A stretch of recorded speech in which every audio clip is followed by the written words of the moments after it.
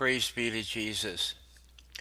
Well, the conference on confusion in the church is over with, and already we have posted the final declaration.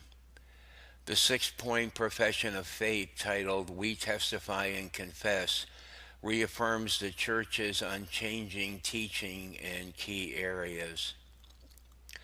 I'm going to read to you. There's more to the article, but I want to read this to you here. This is the declaration. Therefore, we testify and confess. Due to the contradictory interpretations of the apostolic exhortation Amoris Laetitia, growing discontent and confusion are spreading among the faithful throughout the world. The urgent request for a clarification submitted to the Holy Father by approximately 1 million faithful, more than 250 scholars, and several cardinals have received no response. Amidst the grave danger to the faith and unity of the Church that has risen, we baptized and confirmed members of the people of God are called to reaffirm our Catholic faith. It has a little bit more, but these are the 6 points that they make.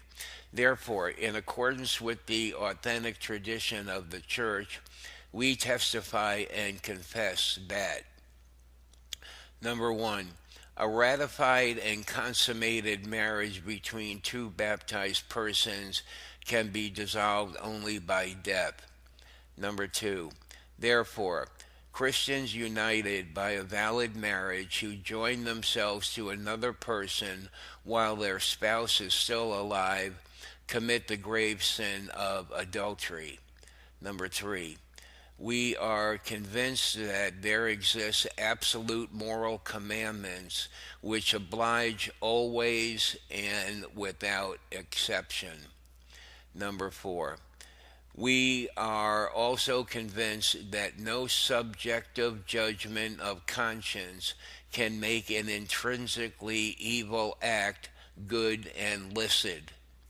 Number 5, we are convinced that judgment about the possibility of administrating sacramental absolution is not based on the imputability of the sin committed, but on the penitent's intention to abandon a way of life that is contrary to the divine commandments.